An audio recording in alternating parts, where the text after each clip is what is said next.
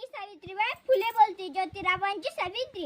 मी एक साधी मुलगी, पण शिक्षणाचा हक्क नाकारलेल्या समाजात मी ठरवलंय की काहीतरी बदल करायचा. मला माहित होतं की शिक्षणाशिवाय हा समाज बदलणार नाही. मी माझ्या ज्योतिरावांसोबत पुणे येथे मुलींची पहिली शाळा सुरू केली. त्यावेळी लोकांनी आम्हाला खूप विरोध केला, दगड मारले, शिव्या दिल्या, शेण फेकले, पण आम्ही हटलो नाही, कारण आमचं स्वप्न मोठं होतं.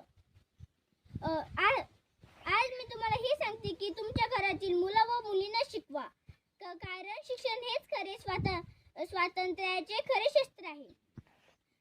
धर्मभेद सोडा, माणुसकीला महत्त्व द्या. चला आपण सर्वजण मिळून अंधश्रद्धा, अन्याय व अज्ञानाला हरवू. शिका, संघटित व्हा आणि संघर्ष करा. या शब्दात मी माझं जीवन जगलं आणि तुम्हालाही हे सांगते. धन्यवाद.